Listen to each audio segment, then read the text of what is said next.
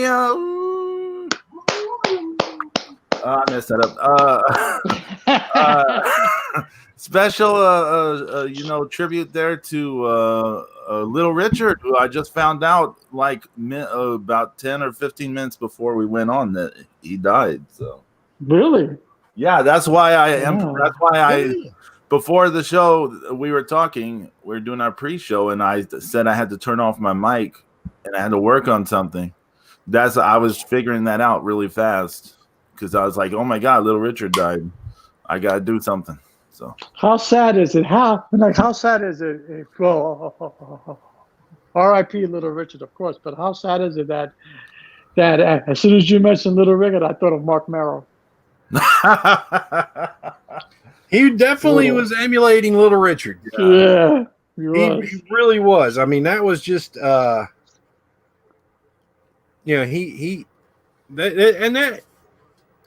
it's kind of funny because he was over even as a heel. I mean, yeah, he was. He had the confetti gun, and I mean, people liked him. People took to him. I think they took to him better than they took to PN News, who he was feuding with initially. Oh my God, PN News! I remember him. Yeah. Even in Greensboro, I saw them both in Greensboro, and Johnny B. Bad had Teddy Long with him, and he was still kind of over. Awesome. Johnny B. Bad and Teddy Long, they're awesome. 2 years. Thank you, everyone. Yeah, thank you guys. For the dozens of people who tune in. And also want to another special thank you to Stephen Gutteridge and the Mid-South Moments podcast. Make sure and check him out on iTunes. Excellent stuff. And Apple Podcasts. He's a great guy, and he's got a very special guest coming up that he's going to record with next weekend. I have not been given the okay to reveal who this is, but it's a huge star from the 80s and from Mid-South.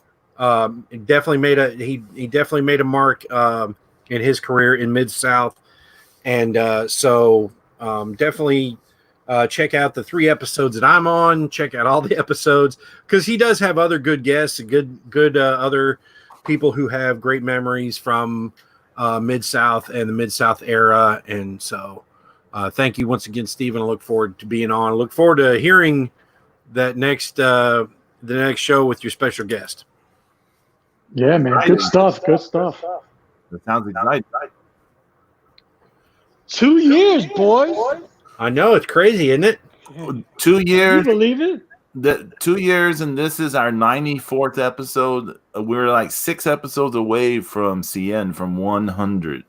Oh my God! I feel like there's a Marvel special edition waiting to happen. You know, maybe we can get Rob Liefeld to draw the cover. Yeah, there you go. Each one of us will have a million teeth.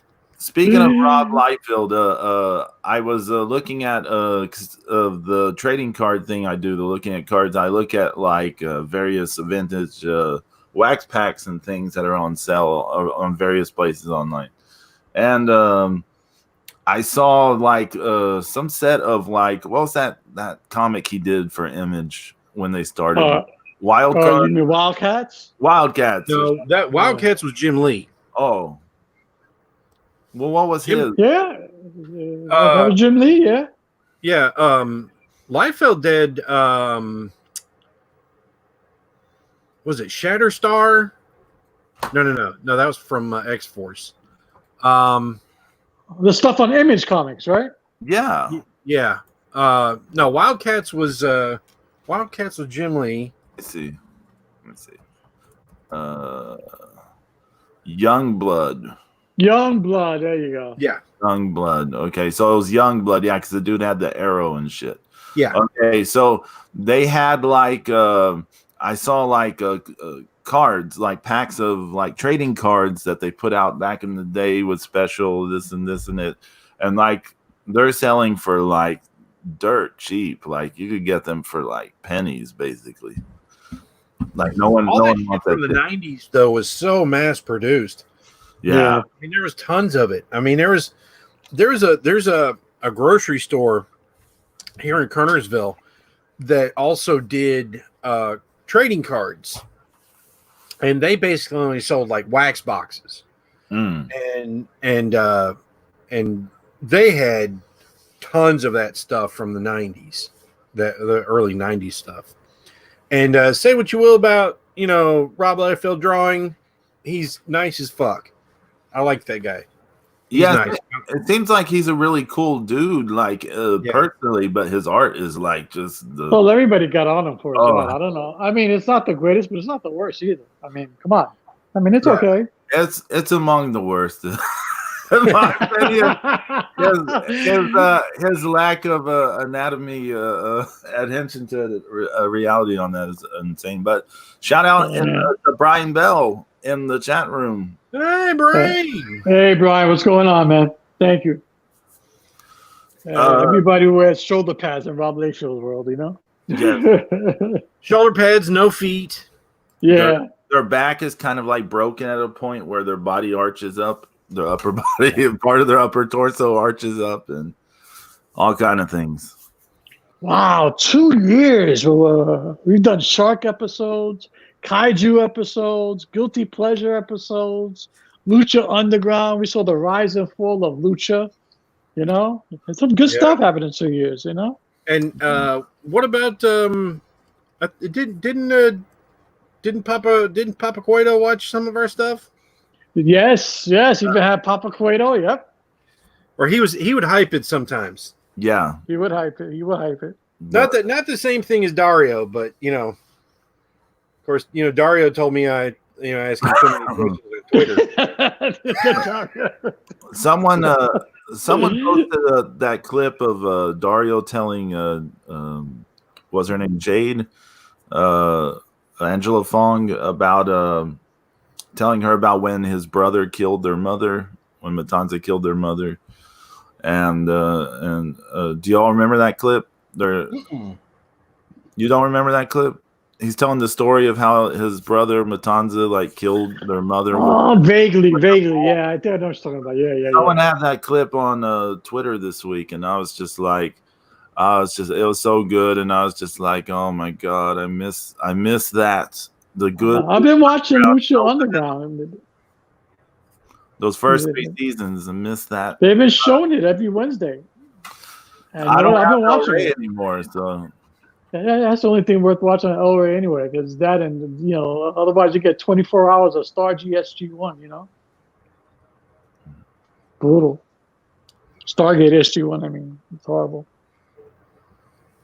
But yes, 2 years, 94th episode, on our way to 100. But what's been going on this week? Any big stories this week? Well, the big hype was. I'm sorry, Sus. Go ahead. No, go ahead. I was just saying that the big hype was supposed to be Charlotte versus Io, right? That was the big thing this week. Yeah. That and to me that was a bigger draw than the Velveteen versus Adam Cole.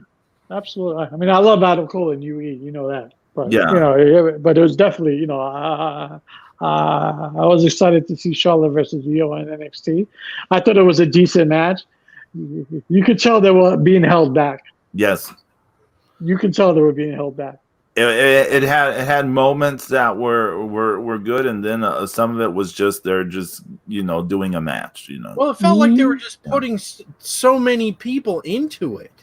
Right. It's like why were there 2 matches in between the women's title and the men's title match? Yeah. I mean, they could have put a little bit more into each one of those, and then kept 4 guys out of the whole fucking arena. I mean, while all this, the COVID-19 is going on, I mean, what the hell? I mean, why do 4 more, have 4 more guys in there and 2 more trips of referees, when they could have just had 2 longer matches that would have been better. I mean, to what you're saying, Zeus, here's what they could have done. Charlotte and Io could have had a long, good match that still ended with the DQ and the setting up the angle. Right. Could have still done that and had a long match and eliminate some of those the people in the same building as you're saying. Yeah, you could have totally done that, and Adam Cole and the other one could have been another long match. And Adam Cole and Velveteen Dream could have really had a really good 30-minute match. A really good 30-minute match. I mean, and you know, like even that match was condensed. You could tell too. You know, like everything was a little rushed. I think there is a higher ceiling for Io and Charlotte to reach than Cole and Velveteen Dream. I agree. But, I agree.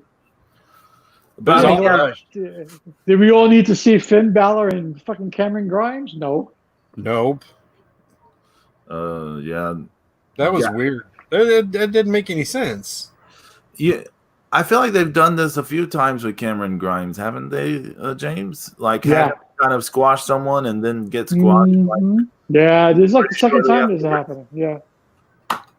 In Texas, was he squashed by Keith Lee?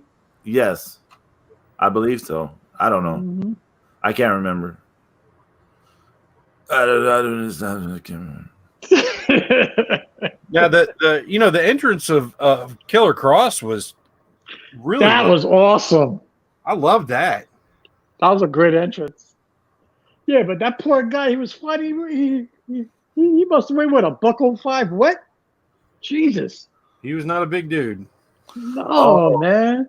Yeah, but that was an awesome entrance, like y'all said, and then him murdering the dude with those Saito suplexes. Oh, that was brutal. They should just have him murder jobbers like every week for a while before getting into it with like an actual. That's an awesome entrance. That's a really. I just hope they don't waste it. Don't waste it. You know. Get into a program with Tommaso Ciampa, and build on that program with Ciampa, because that should be good. You know, the only thing is though, is he's just going to tower over Ciampa. You know, that was the thing about. I mean, that like what I've seen of, because I didn't watch much, but you know what I've seen of Gargano and Ciampa is, I mean, they're both midgets. I mean, yeah. I mean, they're both short, so you know but you know, Killer Cross is, you know, he's like 6'2". Mm-hmm. Yeah, he's not small. No, he's tall. He's a tall dude, and he's I'm sure he's gonna, you know, just tower over him. They should have fed Damian Priest to him and just put him out of his misery. Holy shit!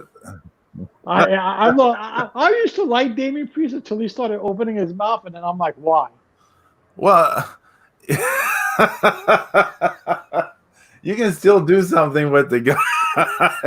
No, I know that, Pedro. I know. No. He's pretty decent in the ring. He's not bad. Yeah. He's pretty good in the ring. But like, he opens his mouth, and I'm like, you just killed your entire ring work. It's just like, no. I want to hear your impersonation of him again. I just cut a promo. I'm going to go outside and grab a soft drink, then kill Keith Lee. Thank you. Like, come on, man. Like, really? Oh, my goodness. That's horrible. Yeah, they shouldn't have had him talk or not say as much. Yeah, man. I mean, you know, the whole thing with the arrow, you know, like the whole thing lighting up his name. That's cool, you know, there was a little bit of an air of mystique to him. And now he opened his mouth, and it's like, what the fuck is coming out of that shit? Brutal, you know? A shout out to YYH in the chat room. Thank you for the congrats on 2 years. Yeah. Thanks for always being here, or almost always being here. Our most loyal listener. Absolutely. Y2H2, our most loyal supporter and listener. Thank you very much for hanging with us for 2 years. And according to her, she put us together, right? Yes. Well, you know, I never knew why you picked me. Yeah, I didn't know either. No. I'm like, yeah, sure. Okay. Man, everyone is forgetting stuff, but we the three of us talked on the chat room to the Way Too Real show. We're always chatting in the Way Too Real podcast, right? It had come up in just passing conversation there about doing a podcast together, or at least something. And YYH did suggest like you should get James, you should get Zeus. That's cool. Thank you, YY. Then Yeah, because I think we did both call. Did we all call in? Yeah, all of us called into the show. I think. Yeah. I was on the show as a guest. Then I did call in once or twice, and then I was on the show as a guest one or two more times. But shout out! I didn't really know Zeus. Yeah, big shout out to Way Too Real. Our parent, absolutely. Podcast. You didn't know podcast. I didn't really know Zeus, and one day we started talking about Dark Horse Comics, and I was like, "Oh, you know what? This guy's cool." So. He was like, he knows his shit. I'm like, all right, finally, somebody who knows Dark Horse. I remember in the chats on the Way Too Real, like I could tell, James had all this experience seeing ECW shows live. Yeah, you were talking about that. Zeus had apparently seen a million things, it seemed, from stuff he was seeing, which of course he did. So, and I was like, he was a fucking honorary member of the Horsemen, for Christ's sake, And I was like, oh my God, I need to have like conversations with these guys, like on air, like that would be awesome. Well, it was the artwork that you two started doing too that also got me like fixated on you guys. Like, wow, these guys are really good, And I was like, because I was having issues with my hand, so so it's hard for me to draw anymore. But I was like, these guys are really good. And, you got to do the wrestlers and the Godzilla and the Kaiju. So, that was another thing that got us all together, too, Yeah. Yeah. And, the Lucha Underground and. Yeah, man. Lucha Underground was the shit. All the MMA show. MMN show, yeah. And there may be a new show of some type coming from one of the members of the MMM show. I'm not at liberty to discuss that yet, but really, just keep an eye on your Twitter feed. Okay. Well, I like the person. Who the yeah. Yes, I'm sorry. Go ahead.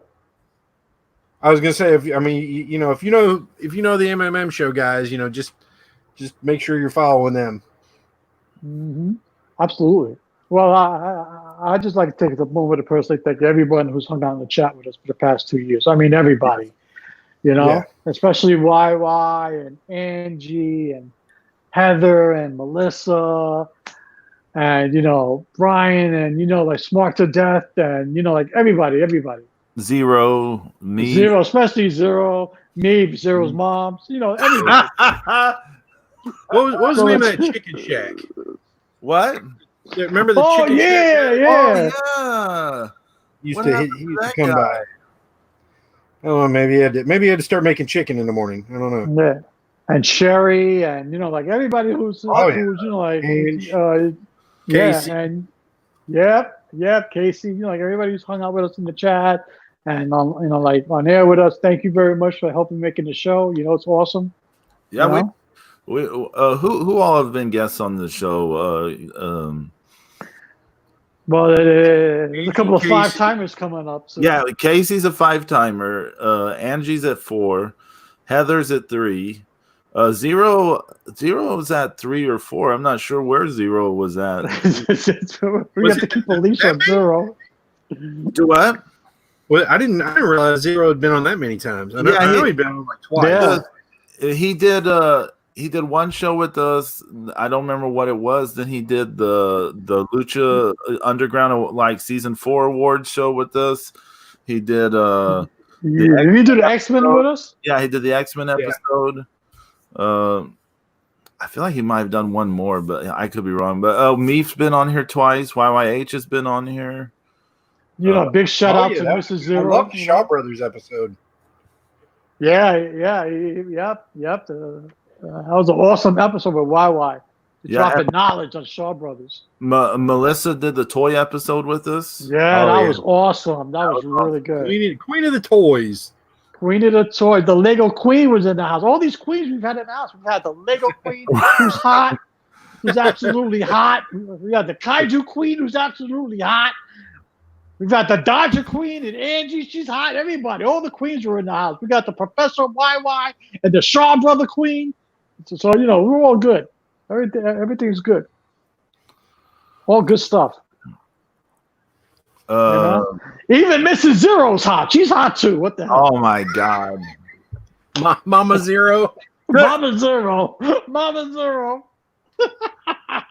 Mama Zero. I'm gonna catch so much shit from Zero. You're like, God damn it, James.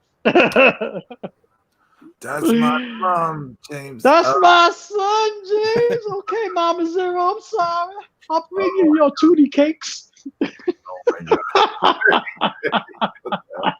Tootie. No. It's all good. It's all good, man. We love Zero, man. We miss him, actually, man. Yes. Zero. He told me that he's had trouble. He's had some technical issue where he can't. Yeah.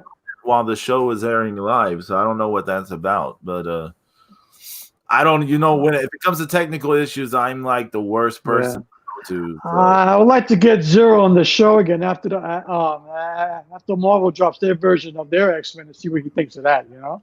Do what now? I'd like to get Zero back on the show if and when Marvel gets their version of the X-Men up and running. You had technical issues, Zeus? Just for a moment there, yeah. Oh, yeah. I apologize. No, it's not your fault. I don't know. Could have been internet. The universe conspiring against everyone. I think Saucy Zeus is sparking lightning and thunder in his way. Exactly. We were talking about NXT. They're still doing the cruiserweight tournament on there. Yeah. Yeah, I know we all watched it because we were talking about the show, but I don't remember. I don't remember what happened. Tozawa won. Yeah, I thought his match was pretty good. Actually, it wasn't that bad a match. It was pretty good. Yeah. Oh, the Gargano. That Gargano. I can never say that guy's name. Dominic. Whatever. Dominic Dajakovic. Yeah, he needs a better last name that people can say. It was nice how Gargano slowed down the match pace for him, but that's Dajakovic was able to keep up pretty well though. Yeah, I thought that match was pretty decent. Yeah, it was okay. It was okay. It showed how Gargano could wrestle a big guy, and he can make some sense out of it. So y'all are saying Tozawa won? Oh, I'm sorry, Zeus. Yeah, I mean he won. It's funny because like before the show was just an hour, and I heard you guys say forever. They use the hour really well. Yeah, and now they got 2 hours, and they act like they need to fit 3 hours worth of shit into it. Yeah, Zeus, it worked so much well. It worked so much better than our show. Trust me. Yeah, it was much more exciting and. Oh man, it was a lot better than what it is now. I know we have some disagreements on this issue, but I maintain 1 hour is the best time frame for a pro wrestling show. Every 1 hour pro wrestling show, not every, but most of them seem to maximize the use of everyone better than when it goes longer than an hour. That's just my take on it. Fair enough. I like Dexter Lumis. Your thoughts on Dexter Lumis? I like Dexter Lumis. Not bad, They have to use him a little better. Every time I see him, I'm like, "Who? Haven't I asked y'all 2 or 3 weeks now? Who is this guy?" Yeah, he needs to stop flipping over the top rope and hitting the floor. But other than that, he comes out in khakis and shit. Who is this dude? He looks like he came out of that weird militant group from the late '90s with Kurgan. Yeah, yeah, they cut the beers and shit. Where's the jackal, Don Callis? Golga. Not the oddities. Oh, where Yeah, I know. No, I know. Yeah, with the military. Yeah. Oh my God. That's what he looks like, a young Colonel De Beers. Oh. Wow, that's a. If Colonel De Beers got like tribal tattoos and shit. Yeah. No, but he has that look. He has that look, that face and look and all that. Oh, did y'all see how horrible? Truth Commission. Sorry. Yeah, the Truth Commission. There you go, Zeus. Did y'all see how ugly those tattoos are on Jack Gallagher? Oh man. I don't know how high that man was. I don't know what he was smoking. I don't know what he was drinking or what pills he popped, but yo, dude, get a refund because it had you make some very bad decisions. Okay. But every time he takes off that cape setup, it's like, oh, what is this? As long as he stays away from elementary schools. Oh, that double 78. That's funny. Yeah. Was there anything else? I didn't like. They. I don't know. It's to me. I think NXT has suffered worse from the no audience shows. It's overproduced. Yeah. It's overproduced, and see, and then we got this. I mean, I think that the booking for this cruiserweight, this interim cruiserweight title, that's so dumb. Being a round robin tournament is lazy as fuck, because how can you get excited when you don't know, who's gonna stay, who's getting eliminated, and I mean it's like, I've lost twice, I still got a shot. How? Right. I don't understand. How many freaking matches are there? Who are the I mean, like the Iron Man thing in Starrcade '89 was simple because there was only 4 teams in the team one and only 4 guys in the one. But I don't know how many people are in this thing. They haven't put up any. There's no brackets. There's no system. Yeah. This is just all. It's like, well, whoever's healthy by the time we get tired of doing this, and Vince says to go ahead and end it.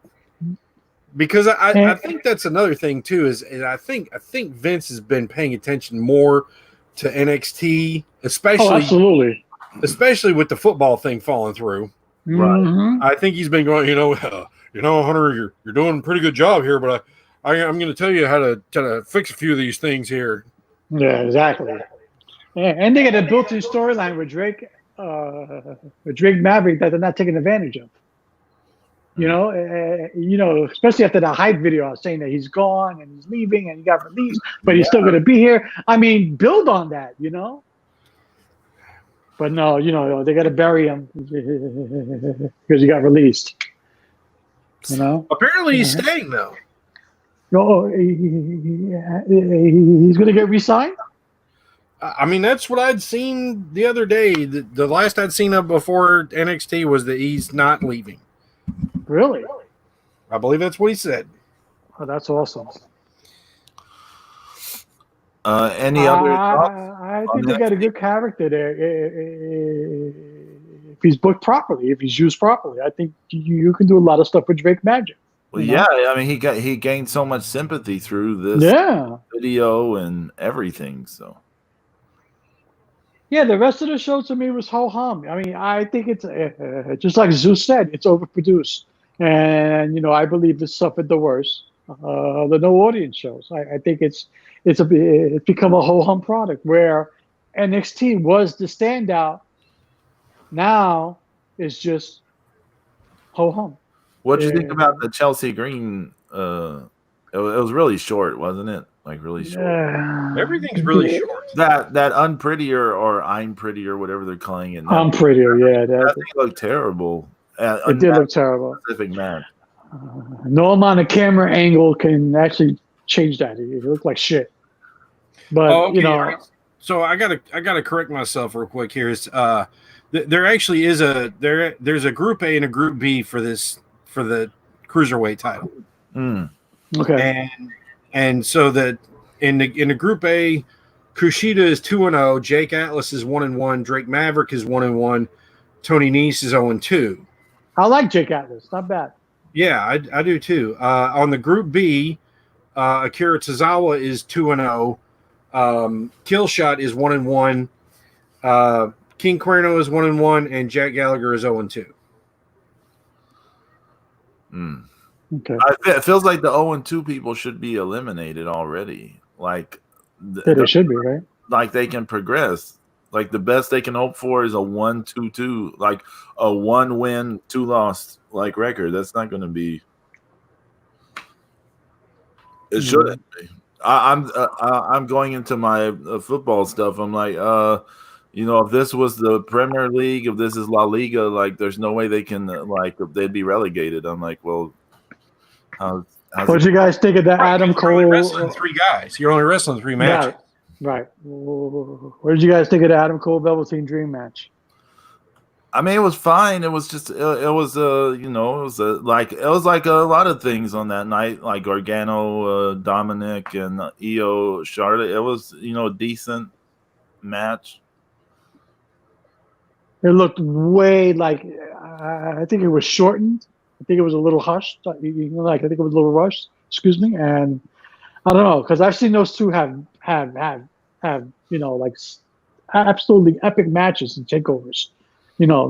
But I think, I don't know. It's just there's something missing from NXT now. James, I could be wrong, but I feel like Velveteen Dream's best takeover matches were always losing ones. The match against Ciampa, where he's challenged for the title, that was an excellent match. Ricochet for the North American title. The match against Aleister Black, like that match was very good. I feel like all his losing efforts were his best matches. Well, he performs on the biggest stage. He turns it up, I think you're right there. I think you got something going on with that because all his best performances are putting up somebody over. I mean, I thought his match with Aleister Black was insane. Oh yeah. Do you remember the angle leading up to it about Aleister Black wouldn't say his name or something? Yes. It was good stuff. Him and the Ricochet match was good, and him and the Ciampa match was a little stiff in my opinion. They were going at it. I really liked that match. I know a lot of people were a little down on it because it was too slow or something, but I thought it was a good match. Yeah. I thought it was a good match. I like Velveteen Dream. I like everything he does. It's kind of cool how they're doing it. If you were a bit younger, he might like you too, James. Who knows? Yeah, that might be the issue, though. Hey. It's all conjecture and yes. let's not besmirch somebody's name that. I apologize. That could be completely erroneous. Yes. Pedro with the low blow. I apologize and resend completely. Oh man, no! I mean, we don't have a lot of integrity on this show, but no, but exactly. But I just saw the joke there, Zeus. I couldn't. Yeah. No, it's all good. No, but I do like what they do with his character. It's good. He does his shit in the ring. He actually sells. Yeah. But it's good. But I didn't. I thought that match with him and Cole was like a whole hum match. Like I've seen each of them turn it up, and I think they were just going through the motions. Well, yeah, they needed to do that angle at the end, so. Yeah. But once again, I mean, it's just kind of, less is more. I mean, it felt like they tried to make it into a Raw. Right. They tried to make 3 hours worth of content into 2 hours. Zeus, I think you nailed the head. I think you nailed it on the head when you said Vince probably said, "Well, I can make it a little better. How about if we do this?" Because it has Vince's fingerprints all over it. What if we have 25 matches? Yeah, exactly. All under 3 minutes. Yeah, so exactly. But yeah, so Pedro, did you happen to watch the AEW? Because I don't think me and James have watched it. That would be a no. I did. I know I haven't. I did watch AEW. I saw it because I get the TNT West or whatever, so I saw the West Coast replay, or when the West Coast watch it. I actually took notes on the show. I don't know why. I guess because I can't rely on my memory, so I have to sometimes take notes on things. All of us have some timers, so it's okay. Yes. So I'll go through these notes real briefly, but there are a few things that just I wanted to know. They opened the show with Cody versus Joey Janela. First off, they were in they were back at I think the place called Daly's Place or something like this. It's kind of like a little stadium looking place. Looked like it's open air, somewhere in Jacksonville, Florida, I think. And they had a lot more wrestlers as audience, and they had some other people as audience. No one's completely sure if they were just friends and family of staff and wrestlers, but they had more audience than they've had. Because they've been doing the wrestlers as audience in their no shows, so they had more audience than they've had in a while. So they opened with Cody versus Joey Janela. I didn't like the match at all. I saw a lot of people were in love with it, but I didn't like it. I found it really sloppy. It was like super sloppy. There's at least 3 times I saw Joey Janela like jump or flip or bump before he got touched by Cody. Like he did a bump early, at least 3 or so times. And that came off really weird.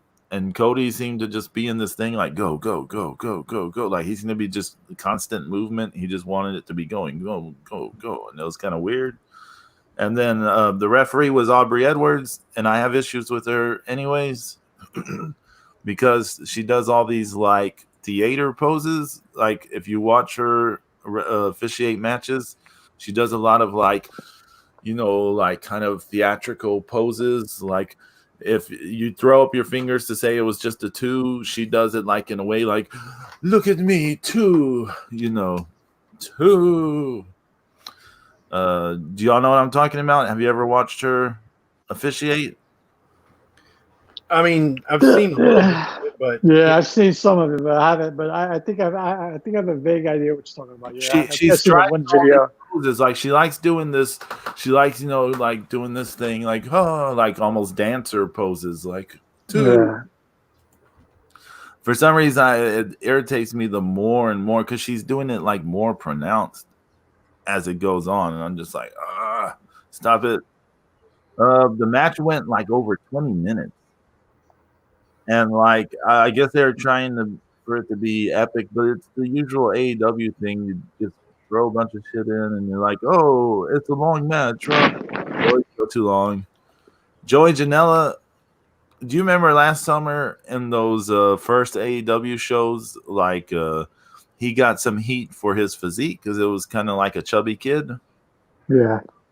So then when they started doing the regular shows, his physique tightened up. Like he seemed to get in better shape, but now we haven't seen him since the COVID-19 stuff, right? We haven't seen him in a month or 2 or more, and he's like back sort of to looking like a chubby kid again. And so seeing this like really flabby Joey Janela wearing like almost like genie pants with a leopard print, like seeing him in this weird setup. I'm trying to picture this as you describe it. It's like a flappy kid, and like he's going up against Cody, who's like in super good shape, and Cody's like way taller than this guy. It just was really hard to take seriously for some reason. It was just like Cody was, selling and struggling with, I don't know, a middle school kid or something.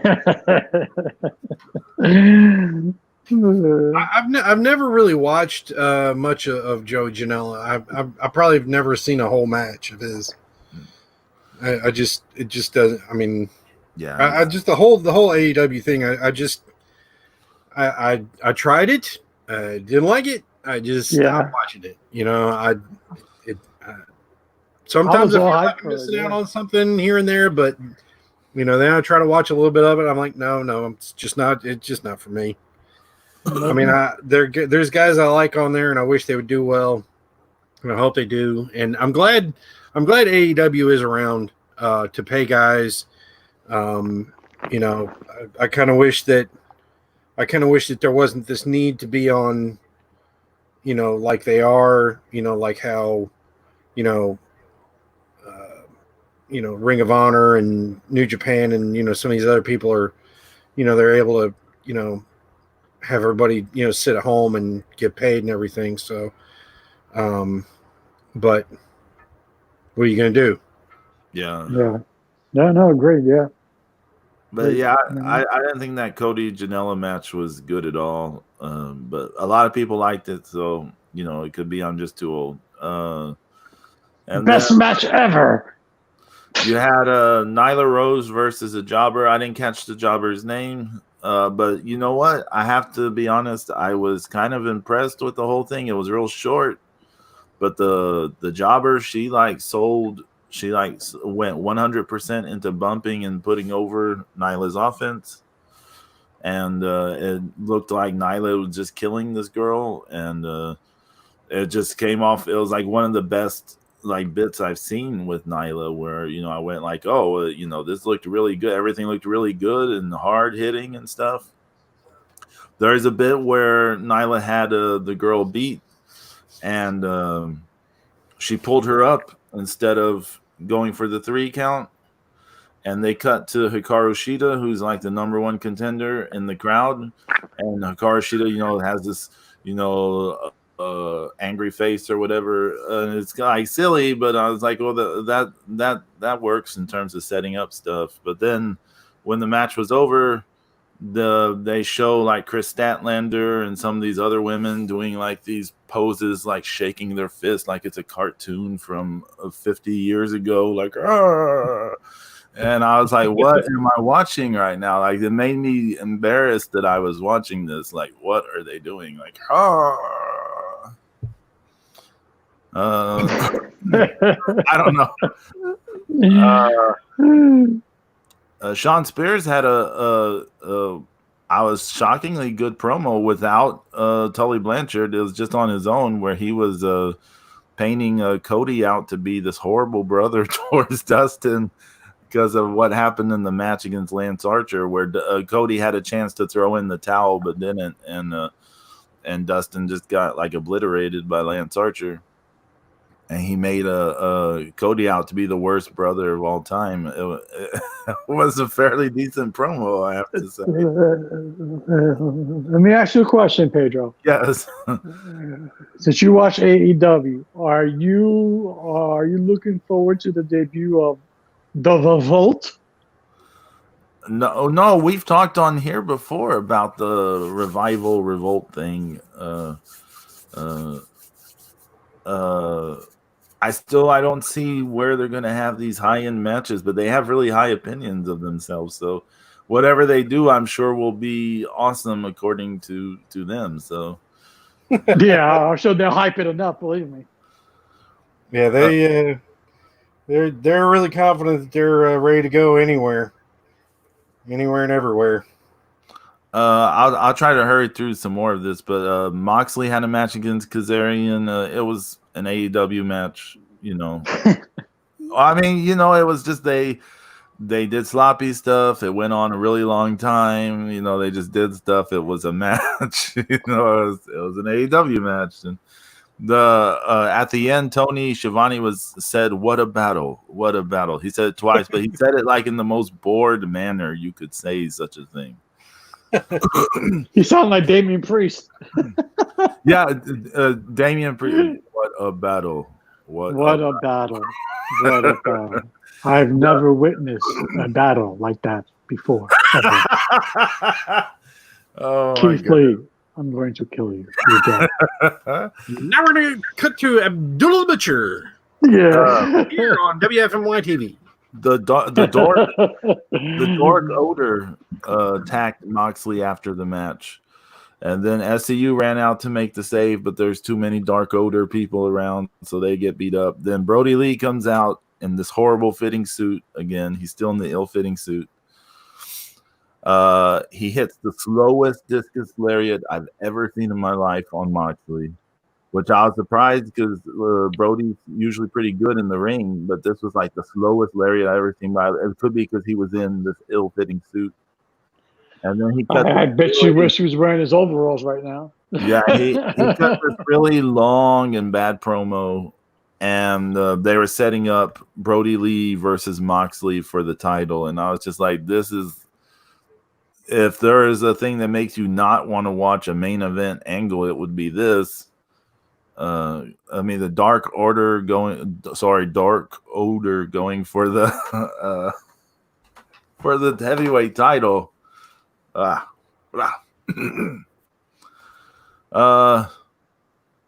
Did y'all hear about the Brandy? I mean, the Jake the Snake stepping on the snake stuff. I heard what about was that exactly? So Lance Archer had a match against QT Marshall. I got super pissed off at this match. First off, I got super pissed off at this match because Lance Archer has like a 2-segment, like 15, 17-minute match against fucking QT Marshall. He's like in a competitive fight for his life match against QT Marshall. Yeah.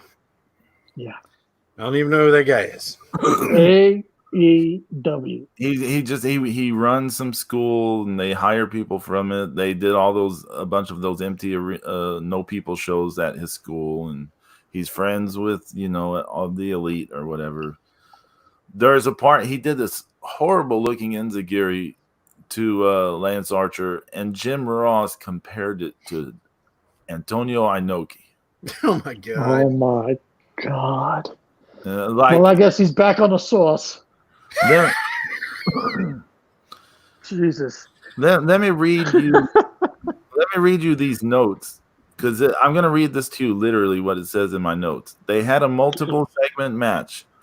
Fucking Lance Archer, the Murder Hawk, had a competitive match versus fucking QT Marshall. Fuck this shit. Jim Ross compared some horrible enziguri by QT to Inoki. I mean, what the fuck am I watching? What the actual fuck am I watching? AEW can eat shit. Lance eventually wins. So that's all from my... You almost said that like Damian Priest. Yes. Lance eventually wins. Okay, so the post-match, they had a thing in the match where they've been doing a thing where Britt Baker will, when she's in the crowd as part of the audience, she will hit the faces with her shoe. And so she hit QT Marshall with her shoe at some point. And Brandy Rhodes is managing QT Marshall because he's like teaming with Dustin as a tag team. And she came over and she took Britt's shoe away and she threw it out into the crowd. This is the first time we've got a look that there was people way out into the seats, like besides the wrestlers around ringside. Well, so after the match, Britt Baker attacks Brandy and lays her out. So Brandy's laid out in the ring. And then Jake the Snake comes into the ring with the snake. And he puts the snake on top of Brandy. And he does this thing. I think he was just trying to sort of hold himself up in the air, kind of in a push-up pose, and like kind of run his mouth, like moving his head side to side. But it came off like looking like he's air humping Brandy. Oh god! What the visual looks like, but I think maybe he was just going to like move his head back and forth or something while talking. And then he's parading the snake around, and before they cut away, just before they cut away, it's real brief. He accidentally steps on the snake's tail. Yes, he steps on the snake briefly. Didn't bite him in the face, apparently. No, it didn't have much reaction at all. It didn't seem to bother it that much. So he's wearing cowboy boots, wasn't he? Yeah, but, I don't remember, to be honest. I think I saw a photo. But Still, yeah, I mean that's once again, Jake terrorizing snakes, more than Jake Snake's terrorizing other people. Yeah. And then the main event was the street fight between Jericho and Sammy Guevara versus Kenny Omega and Matt Hardy. And this thing, people love this match. I got a kick out of it, but just like as like a bad funny kind of thing. Because less than 2 minutes in, they're hitting like crucifix power bombs and moonsaults. Like we're talking just like a minute and a half into the match, they're hitting this stuff. I was like, this is a street fight, right? They're supposed to be brawling and shit. And they're like hitting crucifix power bombs and they're hitting moonsaults and all this shit. And then Jericho takes Hardy and he drags him to the back and like out of sight. And then Jericho returns without Hardy. And so a few minutes pass by, and then guess who comes out? Matt Hardy comes out dressed as Hardy Boys Matt Hardy. You know, with the baggy black jeans with all the pockets and the Jinkos. Yeah, and the weird like tight shirt and stuff. So he comes out as Hardy Boys Matt Hardy. So he's had a costume change from what he had before to now. He's had a costume change. So they keep doing stuff. They set up a ladder and a table, and Matt Hardy climbs up the ladder. He does that thing with his fingers where it looks like guns up to his nose, and there's so he's doing stuff that requires an audience pop for it to really go over, and there's no audience. Okay. And so he leaps off. He puts Sammy through a table. I just can't believe that this stuff is going on. So then they start fighting out into the greater stadium or whatever, around the area. So now we're starting to see the scope of the audience, okay? Because there's people everywhere. And so part of me is like, come to Florida where COVID-19 apparently doesn't exist. Right. I mean, there's people everywhere. There was a guy with 2 little kids standing there, and they all had masks on, but they're standing there amongst like a sea of people. There's people like everywhere. I'm like, where did all these people come from? I don't know where all these people come from. There's like a mix of the wrestlers and then just these other people. And so they're fighting out into this area. They're away from the ringside area. You ever see those ice chest things outside convenience stores? Like you go in and pay for a bag of ice, and you go outside and you grab a bag of ice out of this thing. So they had like one of those big ice chest things. Jericho throws Matt Hardy into the convenience store ice chest. And I was talking to Bean as I was watching this. I was chatting with Bean, and I told Bean, I said, I'm telling you right now, there's going to be a costume change. I'm like, there's going to be a costume change. This is why Matt Hardy is going in this thing. And so, sure enough, a few minutes later, guess who emerges from the ice chest? It is broken, delete Matt Hardy. He's in that outfit now, and he's doing the delete stuff. And he gets in a golf cart, and he hits Jericho with the golf cart. And that was a small bump. Jericho doesn't take much of a bump there. He just kind of, pretends like he hits his head on it or whatever. And then Omega gets in the golf cart with Matt Hardy, and then they run down Sammy Guevara. Have y'all seen this bump? Because a lot of people have been jiffing it. Have you seen it, Zeus? Yes, yeah, I've seen the Kenny Omega and Matt Hardy chasing Sammy Guevara. Yeah, so he takes that. People have been meaning it and gifting it. I will admit, it looked scary when I saw it, but the more I've seen it, it's not as bad as I thought initially. But yeah, the Sammy Guevara takes this big bump off the golf cart. Then Kenny gets on a scissor lift. Y'all know what those are? And he goes way up in the air, and he hits a moonsault on Jericho and Hager, and he's about to hit the one-winged angel. Then LAX appears, and they turn the tide, and what's it called? Jericho hits the Judas effect on Kenny and wins. And he hits the Judas effect? Yeah, that elbow thing. That's what it's called. Oh, the Judas effect. Yes, I yes. thought you said juice. I was like, who's gonna sue? So I mean, this thing was like a spectacle to see. You know, it was like this a crazy spectacle. But I was like, what is this? Did you see Angie's like tweet on it? No. What'd she say? Angie said something like, what said a street fight, what street is this? Sesame Street or something like that. Oh, Nice.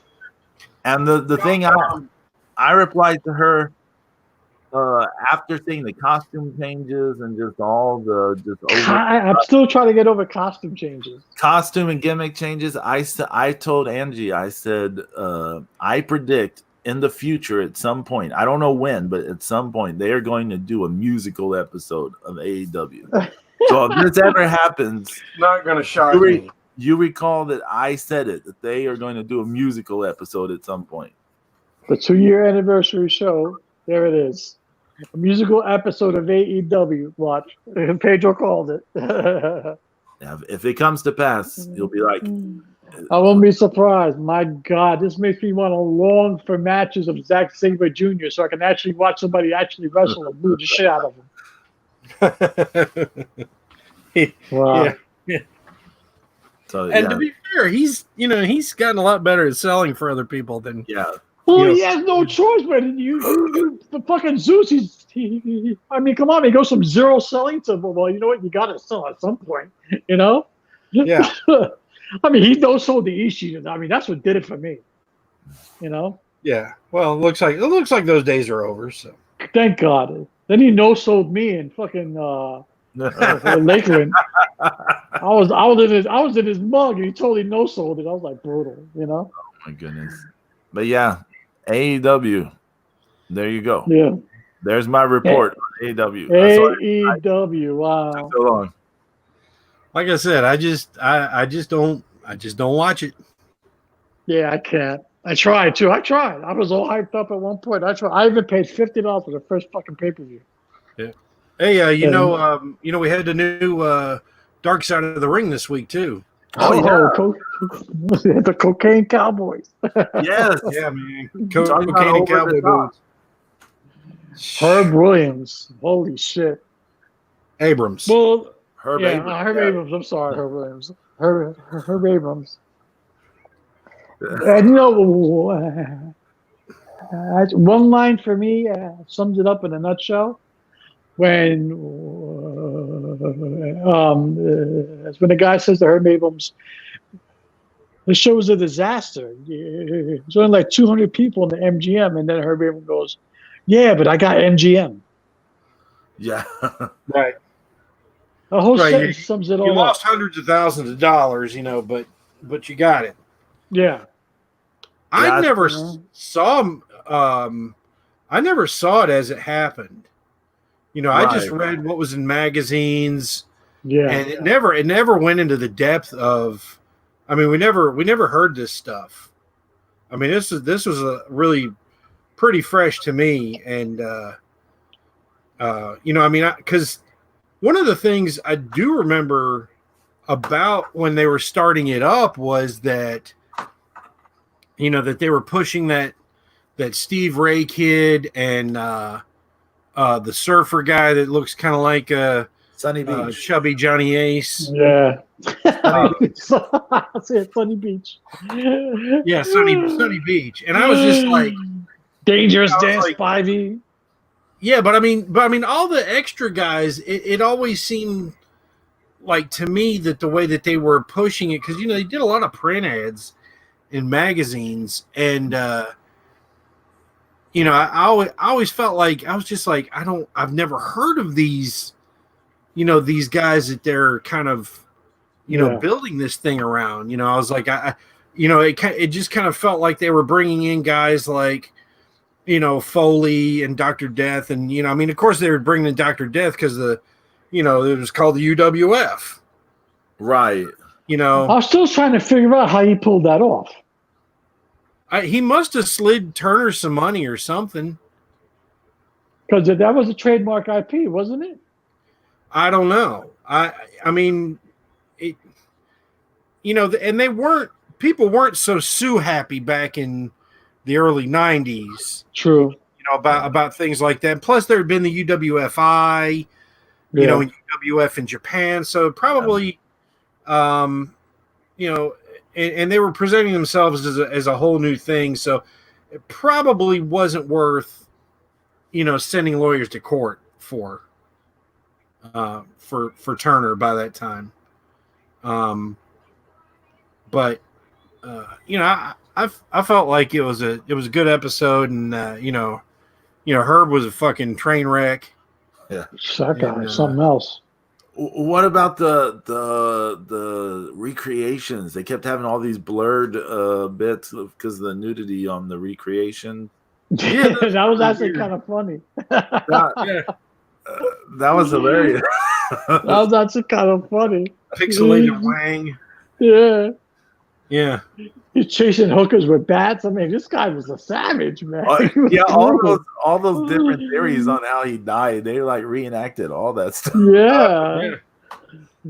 And it was so weird between the general manager and Sonny Beach and Steve Ray. Those are the only three that really seemed like they believed in Herb a lot. Right. Like Mick Foley a little bit. I think Mick might have been friendly with him, but I don't think he. Well, I think they drank a lot of the Kool-Aid too, Zeus. That's what I'm saying. Is I think it felt like that they were, on board with, with what he was saying and all these crazy things, and it's like, but it's like it's really obvious that the guy was a nut job. It wasn't even, it wasn't even a secret at all to the people in that, in the organization and everything else. So it's like I feel like that Steve Ray and Sonny Beach and the executive producer guy, I think they were all doing drugs together. Yeah. with her, because they're the only ones that really seemed touched by his passing, and not to mention none of those three had wrestling careers after the UWF went under. That's a good point. Yep. They didn't go on to do anything else. No, they totally fell off the wrestling grid. They were poof. They were gone. Mm-hmm. So that's a good point. B. Brian Blair saying that Herb Abrams went out doing the things he loved, coke and hookers, and and then Mick Foley's closing thing, like, if Herb Abrams was alive today, what would he be doing? And he's like, you can see his big smile on his face. He's like, time. He'd be doing time. That was funny, man. Doing coke and hookers. That's what he'd be. Yeah, that he wouldn't have lasted this long. He would have. He just had that, that self-destructive, addictive personality. He would have kept doing it until he died anyway. Didn't matter if he died then; it would have happened. It wouldn't have happened long after that. Nope, it wouldn't have. His heart rate exploded. That's a savage, man. Yeah. That guy was insane. And did you guys see the promo that he was cutting? He was busted open in the ring and stuff, and he was cutting that promo. Oh yeah. I was like, look at this guy's eyes, man. Something's up with him. They didn't show the clip, but they talked about that at one of those pay-per-views that UWF did. He was coked up, and then he got on the microphone after some match, and he said, "Let's hear it for the Jews." Yeah, let's hear it for the Jews. It's like, holy shit, man. Holy shit. This was insane. Oh. This dude was coked up. Yeah. And it's like, people are like, oh, I'm going to miss him. He's gone. I'm like, you're going to miss him? How are you going to miss this guy? Yeah, the only thing you're gonna miss is the lines of coke miss and the titties Rico? that were in your face. Okay, that's the only thing you're gonna miss. Yeah, the hookers and the cocaine. Yeah, exactly. What about the tease that he's still alive? Yeah, No, no, that guy's not alive. Please. not the, I mean he would be the biggest attention whore on Twitter Exactly. if he was still alive. Oh my god, he would follow everyone. He'd have like he would have like 4 billion follows. Oh my god! You would post pictures of lines of cocaine on IG. Oh, and he would be sending everybody DMs because he would have paid to be verified like that, and then he would be in everybody's DMs like every fucking. Have you heard my podcast? Have you heard my podcast? Have you heard my podcast? Subscribe to my YouTube channel. Have you heard my podcast? I mean, really. Oh my god! Yeah. There's no way that man's alive. We'd know it. That's some funny shit, man. That UWF and then that belt too. Oh yeah, the big FU to Vince McMahon and the F and the U. I was like, look at that. This guy was, It's backwards though. I'm like, I'm sure you can see it. Nobody saw it, you fucking psycho. UWF is like, I mean, I always wondered why they picked those stupid colors, but that was an atrocious looking belt too. Oh my god! Oh, they were terrible. Oh, I thought Gumby's belt was bad. Jesus, that shit was brutal. Yeah, their belts were not anything to beat. No, not at all. And you know what's funny? They had talent. I mean, like he bullshitted his way getting all that talent, and wow. Well, I mean, he legit had money though. He did have money. That's the thing was everybody knew he really did have a lot of money, but like where he snowed the TV production company at that show in South Carolina. It's like well, he had two accounts. He had one with nothing in it and one with millions of dollars, and they confirmed he had millions of dollars in the one account, and he wrote a check out of the other. So, wow, yeah. Speaking of lots of talent, didn't both of you watch SmackDown last night? Oh my god! Talent squandered. Talent squandered. Yeah, that's a good way of putting it, Zeus. Talent squandered. Trust me, Pedro, you didn't miss a damn thing. I say the best thing that came out of SmackDown, obviously Sonya Deville. She's flourishing as a heel. Yep. And on her own, And on her own, yes. I am not digging her with the Ziggler thing, but she's definitely flourishing as a heel. Yeah. And I mean, she had some good stuff in the match. I mean, she was really, she was kind of using, style, made her look like she, she's got some, her MMA skills in there, using the, she had her, body figure forward, and she was like cranked her into a dragon sleeper, and was pulling on her hair, and really just making her miserable looking. But once again, it's to me, Mandy's just not a great face. No, I'm not buying her as a face. Although I give her credit for yesterday's match because she actually turned up the intensity a little bit. So yeah, I give it credit where credit is due, but I'm not buying her as a face. I think you're right, sis. I think as a face is not for her. No, she's just not. I just don't. She's spent so much time being, sexy and snobby and all of that. It's like, and then all of a sudden, great big Otis melts her heart, and then one text,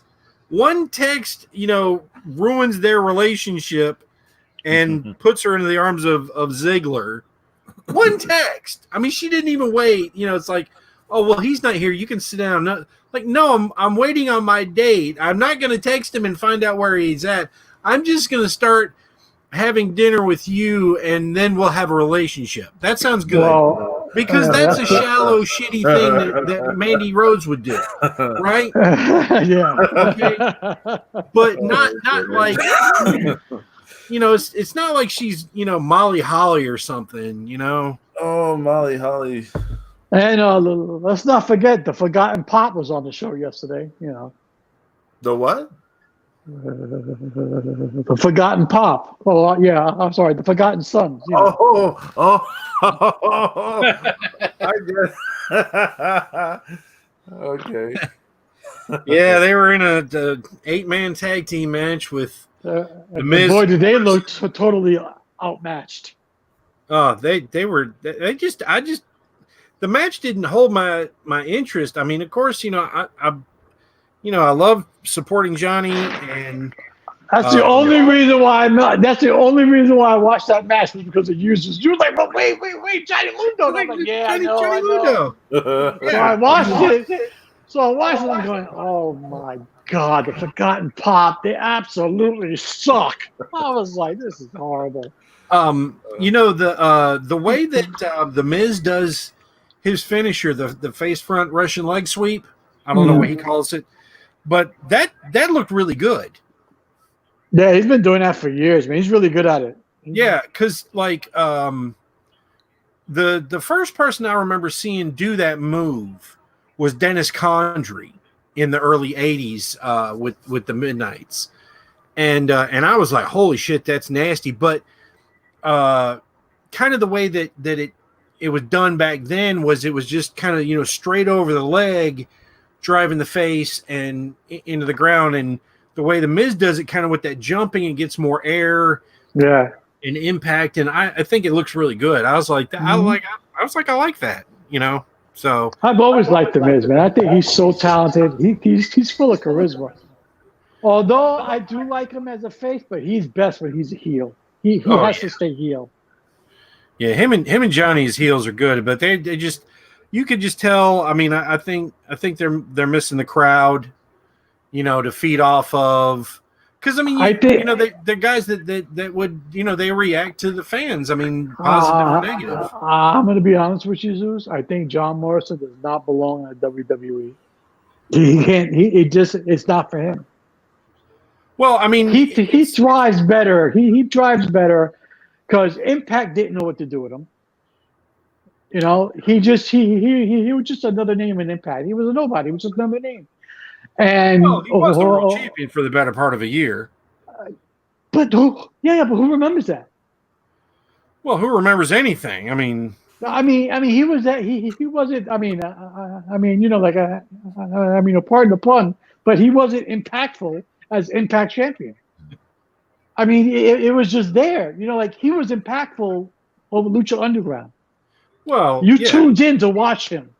You tuned in to watch Johnny Mundo. Even AAA, right? You tuned in to watch it. I did not tune in to watch it. The Impact champion. Well, so it's. I mentioned some stuff back when he was doing the Impact thing, and if you recall, my point was on Lucha Underground, like lots of charisma. All this stuff on Impact, it was like getting the WWE version of Johnny Morrison back, like flat, not like bad promo, and like not fun.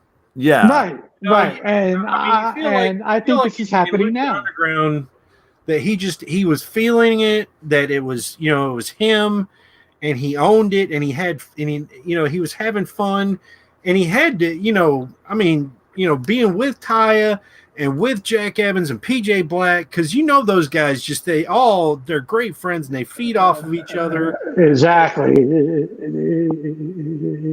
It was almost like one cohesive unit. Yeah, they all fed off each other, and it came through on television. Not for nothing. Also, if you think to like Boone the Bounty Hunter, if you think about how he is in that movie and then how he was in Lucha Underground, both of these things are like kind of filmed TV show movie settings, right? Boone the Bounty Hunter deserves an Academy Award. Well, I'm Absolutely. saying he came out better in those settings Yeah. than he did on like actual like WWE sort of setting, which Impact blah blah blah is like a light version of. I don't know I why didn't like that him is. at Impact. I don't know. And once again, I mean, we just we'll just have to see how it. We'll just have to see what's next for them. I mean, do they get the belts back? Tomorrow night. Who knows? I hope they're not going to get the pro. You know what? I really don't want to see the Miz and Morrison up against the Forgotten Pop. I don't want to see that because I have no interest in that matchup at all. Is I don't think tomorrow the song. Money in the bank? Yeah. I don't think the songs. I don't think that they can hang with Miz and Morrison in the ring. I think it'd be a total waste. Let's see. Asuka versus Shayna versus Nia versus Dana Brooke versus Lacey Evans versus Carmella for Money in the Bank Women's. Daniel Bryan versus Rey Mysterio versus Aleister Black versus King Corbin versus Otis versus AJ Styles for Money in the Bank Men. Braun Strowman versus Bray for the Universal. Bayley versus Tamina for the SmackDown Women's title. Drew McIntyre versus Seth Rollins for the WWE title, and the New Day versus Miz and Morrison versus Forgotten Pop versus Lucha House Party for the SmackDown tag titles. What about the Raw Women's title? Is nothing going on with that, or No, who's not that the I know. Becky? Oh, okay. I don't know. I hadn't heard. All the Raw Tag Team titles either. Yeah. Who are the Raw Tag Team Champions? I have no idea. Oh, that's the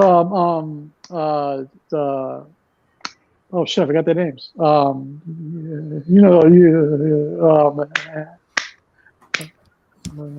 real Forgotten Pop. Yeah, no, Bianca Blair's husband. Street Profits. Yeah, Street Profits. Yeah. I almost said some other name. I'll tell y'all later. But okay. Yeah, but they were getting into a thing with actually with them, Selena Vega, and like actually her stable. So that should be a pretty good matchup. Yeah, Hector Garza Jr. and Yeah, Austin Theory. Austin Theory, yeah. And Andrade. How come they get the Street Profits, man? I like them. They're short.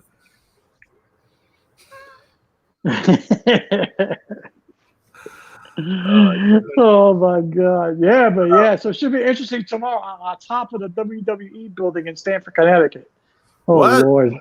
That's where Money in the Bank is taking place. On top of the building? Like Yes, they you can They gotta go through the main lobby, go up the stairs or through the elevator or whatever the fuck, and then end up on the roof of the building. they're gonna have a show on the roof of a building. yes. Are they gonna try to do someone falling off the top of the building? I don't know. Probably. I wouldn't be Oh surprised. shit. Now let's not forget. Let's not forget WCW. I think it was Halloween Havoc '95 where they had the, Oh my They had the god! monster The back truck. of the truck. Yeah, the monster truck battle. that That was actually horrible. recorded. They recorded that on the top of a different building the day before. Didn't the giant fall off the building or something? Yeah, the giant in his monster truck or something. Yeah. Oh shit! I forgot all about that. I tried that's to erase really that terrible. from my memory. I mean, that is one of the worst ideas of WCW history for sure. It's Well, that and the demon. Oh my god! Yeah, the Kiss Demon was really stupid too, but Yeah. What was worse, the Kiss Demon or the baseball guy they had him do afterwards? Oh, Jeff Torborg. Yeah, that was Yeah. horrible, man. The baseball gimmick. Oh, I think the baseball gimmick it got zero pop. was that Like a nothing. Russo era? I don't know. I think that might have been before Russo, right? We'd have to look it up. Wasn't that the time with RoboCop?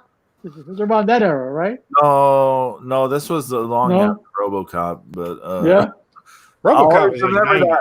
that That was Capital Combat 1990. and Flair. If you think you're gonna get away with it, think again, creep or whatever. I can't believe it. Hi, I'm Peter Weller. Oh, I me. remember the rap is crap. Rap is crap. They had the West Texas Wrestling. Oh my god. Highfalutin music for the fans of the Houston, Texas area. Yes. Yeah, like I just now said, I was like, that was an awesome song. So what, rap is crap? Yeah. I did the song as our theme one. Yeah. Yeah. Because Yeah, it was an actual heavy rotation played Yes. song out your way. It was played on the radio all the time here in Texas. Yes. Are you serious? Yes. We talked about this, James. I don't remember. Yeah, come on, man. I got some timers. You know that. Oh my god. Oh. Wow. But Actually, who's part of that group? that was Barry Windham, Kurt Hennig, Kendall Windham, and Bobby Duncombe Jr. Bobby Duncombe Jr. That's who. There you go. That's what I was trying to remember. And sadly, I did not go to the damn Fall Brawl 99 where in Winston where I think it was Barry and Kendall won the WCW tag team titles. One of that match, and I wished I'd have gone for that match and Sting over Hogan in that. Oh, that's the one with the messed up finish? That's the one where Luger came in and helped Sting win, and Sting turned on. Right. Okay. Gotcha. So, I remember that. Hey, I got a question for you guys. Yes. Who's the best wrestler to actually never won a quote unquote world title? Brad Armstrong. Interesting. A friend of mine said Scott Hall. I said Don Morocco. Don Morocco, he had the ECW title, didn't he? Yeah, but it was the Eastern It's in the Championship early Wrestling. stuff. Yeah, I know. It was the early. I guess it doesn't count. Yeah. Yeah, that was when they were still wrestling in bars. I could be wrong. He might have had one of the Caribbean titles. Let's see. Yeah, he didn't have I don't think he had a major federation title. Right. Yeah, you know, like an AWA, a WCW, a NWA, WWF/E World Championship. You know. Yeah, I was totally wrong. He didn't hold any of the ones. Yeah. Rico. He was Intercontinental Champion though. Yeah. Yeah, he was Intercontinental. It was him. I would say him. I would say Scott Hall. I feel like Steven Regal. I feel like Scott Hall being U.S. champion was about as good as him being U.S. champion, Intercontinental champion, was about as good as he was going to get. I don't think he would have been a great world champion. I agree. Yeah. You said Steven Regal, Pedro? Yeah, I said Steven Regal. I could have. He was amazing. Yeah. He could have had a run at some point, but I think there was a window maybe at some point where Scott Hall could have been, but no, I mean, something about his WCW run, I don't think any time after that. No, it would have had to have been in his Razor Ramon run before that. Yeah, maybe. A lot of people say Arn Anderson. Arn Anderson definitely the talent for it, but I don't know. I don't know the connection wise. It would have with the right storyline, it could have worked. Maybe, but he was just so heavily identified as the guy with Ric Flair. Yeah, for so long, you know. Brian in the chat, he said Owen Hart, Rick Rude, those guys. Rick Rude did hold world titles. And, he was international, NWA international. And WCW, he did hold the world title. And Owen Hart, Owen Hart, yeah. And it I gotta depends agree with on Brian. whether or Owen not you Hart. consider the World Class Wrestling Association world title. Oh, right. Yeah. Because Rude was the It was first. totally a world title. What are y'all talking about? Yeah. So There you go. yeah, Owen so Hart. I think Brian nailed it. Owen Hart. Yeah, Owen Hart. He would have been really good as a world champ. Who else? Man, I don't know.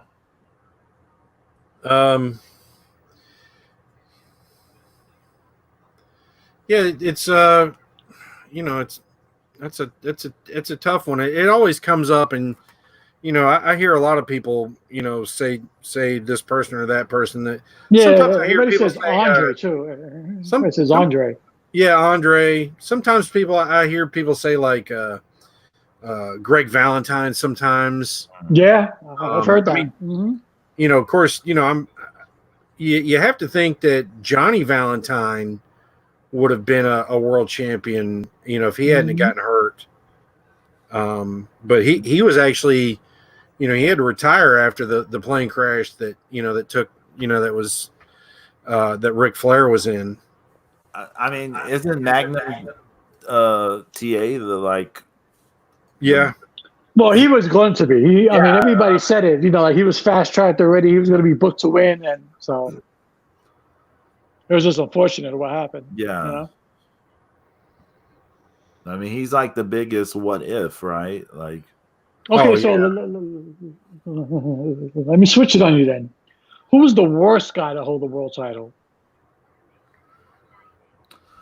it'd be David Arquette or Vince Russo. No, I'm not talking about those guys. I'm talking about actual fucking wrestlers, not those idiots. Because fucking Vince Russo is a walking fucking advertisement for birth control. Go ahead.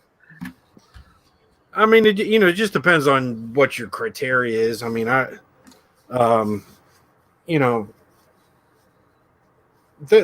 were like a stream of big guys that, Sid wasn't.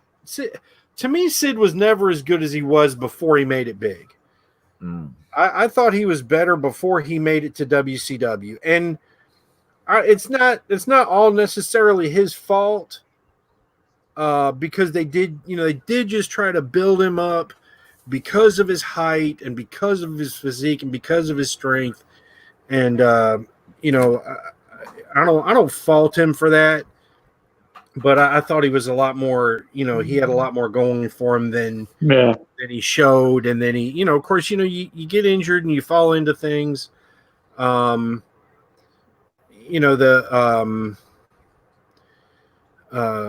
mean, Kevin Nash, not really a great wrestler. Yeah, Brian nailed it on the head. So you had a great Khali. It was horrible. Yeah. Yeah, Great Khali was pretty terrible. But I agree with you, Zeus, about Nash. If it fits the feud, if it fits the story, I mean, it's kind of these, qualifications that we talked about before. Before the early 90s set in, all that shit's gone. Yeah. I mean, even I mean, Tommy Rich wasn't a terrible champion. He just didn't they just didn't give him a run with it because he was just kind of there to be a show that Ronnie Garvin. Who? Ronnie Garvin. Hands of Stone. Oh yeah. Well, he didn't want to lose the belt back, in 7 days. That's why he got the 90 days sabbatical thing, because he just refused to lose it right back to Flair. And so once again, that's a miscommunication, and people didn't come to a good agreement. Now, I'm gonna take heat for this. But I don't think Yokozuna was such a great champion. People hated him though. Yeah, I don't have a problem with him as champion. I thought he was a great heel. I just can't see him. I just can't see him as world champ. Him or Sheamus. I think Sheamus is a non-person. I think he's a whole hum champion. Like, who cares? On the Great Khali, I just want to say he was a marketing decision. I mean, we need to put that Yeah, out. same thing with Jinder Mahal. They were trying to get into the Indian market. So I mean, that's the main reason they did that, and also, Jinder Mahal. yeah, Jinder Mahal, but John Cena had an amazing in terms of what he got out of it. I'm not saying the match is amazing, but John Cena had a shockingly like at least one or two pretty decent matches with the great Khali. I don't know how he managed this feat, but John Cena actually had fairly decent matches out of the great Khali. I don't know how. Yeah, so John Cena's greatest aptitude is John Cena. He's charismatic. He's well spoken. He promotes the brand. He does the right things. He's a good champion. His matches, on the other hand, suck. But but we're running low on time. But I just want to throw out there. This might be a random one. I don't know how to say the guy's name. Like Noah Ogawa. He was like the NWA champion twice. Oh yeah, now I remember him. Yeah. Like that guy was terrible in the ring. I don't know How how. about Dan Severn? Oh my God! Wasn't he Dan Severn and him? Was a legit wrestler. Yeah, Right. but his NWA wrestling was. I mean, Ogawa was an Olympic judo guy. Right, Yeah. and he had a bit of an MMA career too, but Yeah, he got murdered by damn. he was terrible as in the ring though. Like in pro wrestling, he was terrible. Yeah. Anyways, Yeah. those are pretty big loaded questions, James, for like a whole episode. I know. I was it just popped into my head because I was thinking about Magnificent Morocco the other day, and I was like, I always wanted him, like the whole world title, like I always wanted him to go on a run, and then I started talking about Jimmy Snuka not holding a world title, and et cetera, and Scott Hall, and then and then it just got out of control. So I figured I actually got. That's always a fun question. Yeah. Like me, like who absolutely sucks, Lex Luger. I mean, I can go on and on, So. Well, we can, but we're gonna cut it off here. I want to thank everyone, Brian Bell, YYH, everyone for being in the chat room. Thank you, Brian. Thank you, Y2H2. I should be showing up for the 2-year anniversary of Markout Mania. Hopefully, we'll be here next year for a 3rd-year anniversary, having just as much fun. Yes. We'll see y'all next week. Anyone got anything to plug? Promote? Not this week. Like I said, just check out Mid-South Moments on Apple Podcasts and iTunes. Everybody check out this Svelte Zeus, who's looking saucy these days.